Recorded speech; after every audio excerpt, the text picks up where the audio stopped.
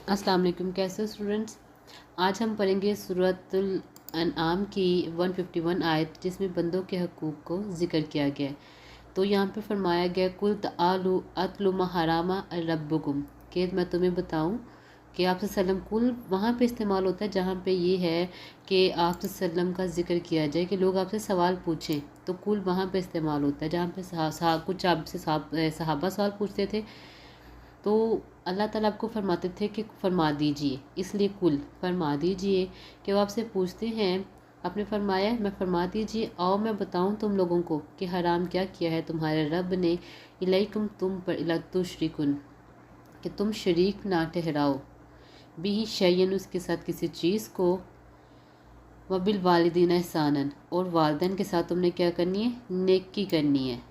वाला तख्तुल औलादकुम और तुमने अपनी औलाद को कत्ल नहीं करना। पहली चीज़ है शिरक नहीं करना, दूसरी चीज़ है तुमने अपनी वालिदैन के साथ अच्छा सलूक करना है, तीसरा अपनी औलाद को तुमने कत्ल नहीं करना। मिन अमला की नहनु वनरजुकुम व इयहुम, और तुमने क्यों नहीं कत्ल करना, गुर्बत के डर से तुमने अपनी औलाद को कत्ल नहीं करना कि ज़्यादा औलाद होगी तो हम कैसे उनका खर्च बर्दाश्त करेंगे। तुमने अपनी औलाद को गुर्बत की वजह से कत्ल नहीं करना। क्यों? क्योंकि हम तुम्हें भी रिस्क देते हैं और हम उनको भी रिस्क देते हैं। रिस्क देने वाली अल्लाह की ज़ात है, इसलिए अल्लाह ने फरमाया कि तुम अपनी औलाद को गुर्बत की वजह से कत्ल ना करो कि हमारे पास खाने के लिए नहीं है। रिस्क तो हम देने वाले हैं, अल्लाह की ज़ात देने वाली है। और फरमाया वाला तकरबुल फवाहिश मा ज़ाहरा मिनहा, और तुम फहाशी के करीब ना जाओ जो ज़ाहिर है, वमा बातना और जो पोशीदा है। बेहयाई बेशक ज़ाहिर है, ये छुपी हुई है, उसके करीब भी ना जाओ। क्यों नहीं करीब जाना? वजह यह है कि कुरान में है कि फहाशी के जब तुम करीब जाओगे ना तो वो तुम्हें फहाशी में मुब्तला कर देगी। जैसे वो मिसाल है ना कि जिस पिंड नहीं जाना तो राह क्यों पूछना, तो ये मिसाल वही है कि तुम करीब ही ना जाओ। करीब जाओगे ना तो तुम उधर ज़रूर चले जाओगे, जब तुम उस रास्ते पे पड़ोगे तो तुम बेहयाई की तरफ चले जाओगे, बेशक वो छुपी है या ज़ाहिर है। तो इसलिए कहा कि तुमने करीब भी नहीं जाना, तुमने उसके करीब फटकना भी नहीं है। अगर फटकोगे तो समझो तुम बेहयाई और गुनाह के कामों में मुलविस हो जाओगे, इसलिए कहा कि तुमने करीब भी नहीं जाना। वाला तख्तुलु नफ्सी, और तुमने क्या नहीं करना, कत्ल नहीं करना। किसको नहीं कत्ल करना? किसी जान को, अल्लाह ती हरामा, जिसे अल्लाह ने हराम करार दिया।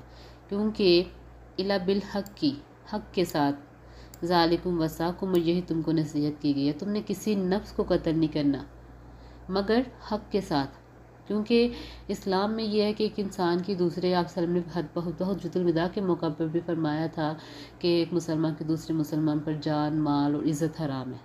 तो जान तो हराम है, तो यहाँ फरमाया गया कि तुमने कत्ल नहीं करना, सिर्फ हक की सूरत में, बिल बिहिल्लाकुम ताकिलून, ताकि तुम होश से काम लो, कल से काम लो। तो यहाँ पर जो कत्ल की तीन, कत्ल जो जायज़ है वो आपको पता है 3 सूरत इस्लाम में जायज़ है कत्ल की, जो जिसे कहते हैं बिल हक की, कत्ल बिल हक। तो पहली है शादीशुदा ज़ानी,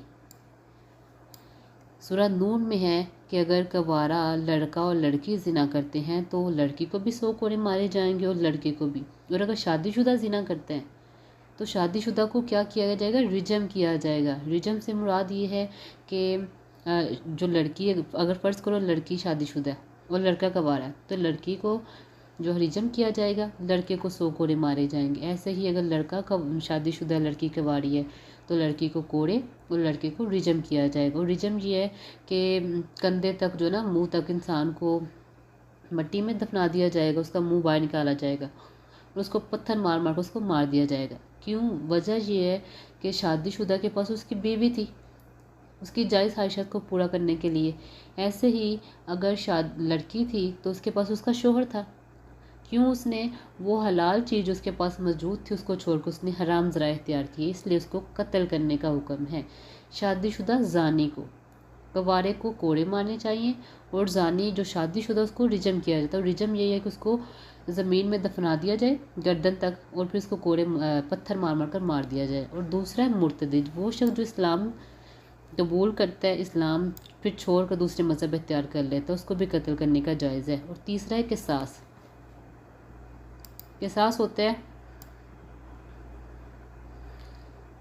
کہ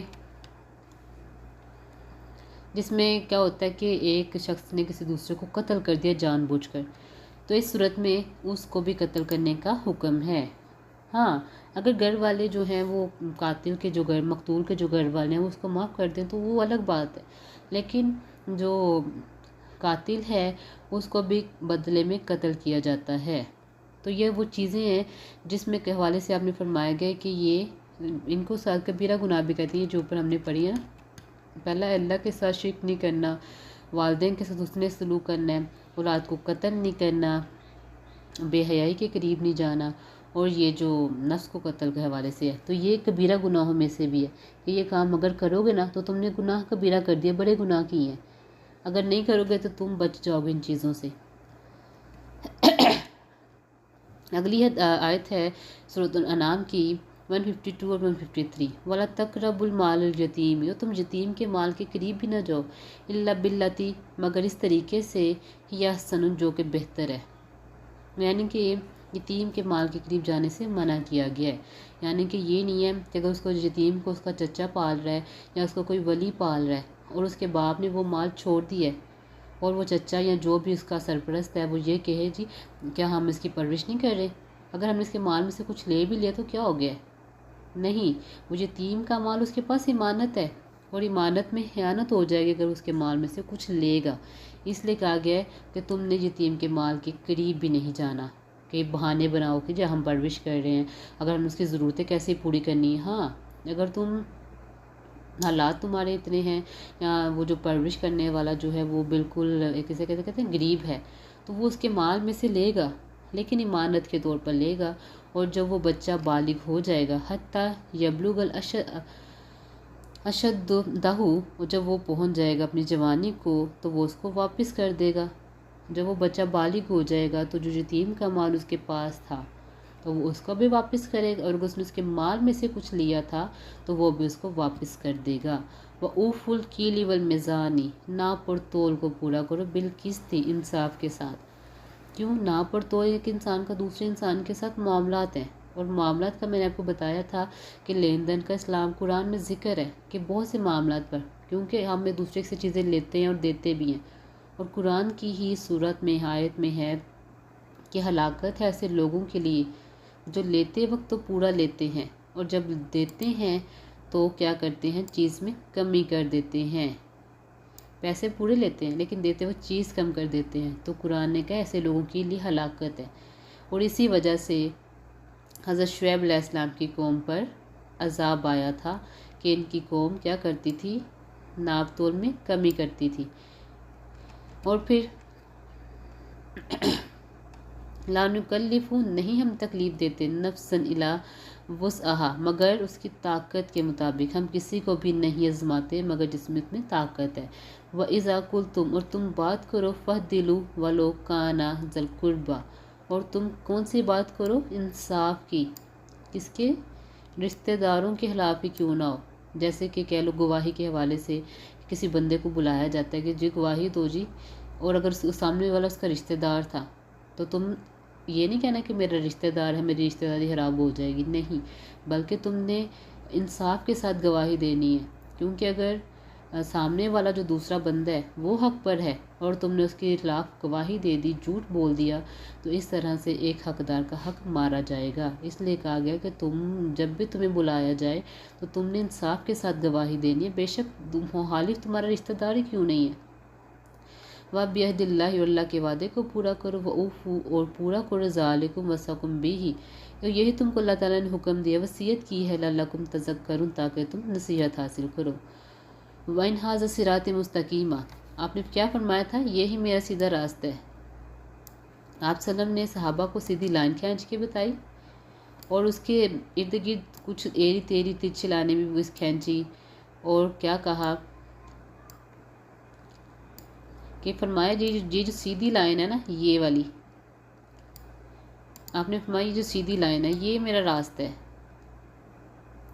اس میں بے شک میرا راستہ سیدھا ہے، بس تم اسی کی پیروی کرو، اس راستے کو جو ہے وہ تم اس راستے پر تم نے چلنا ہے۔ وَلَا تَتَّبِعُوا السُّبُلَ فَتَفَرَّقَ، لیکن اگر تم نے اس راستے پر چلے گے یا اس راستے پر چلے گے یا اس کے علاوہ اس راستے پر چلے گئے تو تم کہاں چلے جاؤ گے؟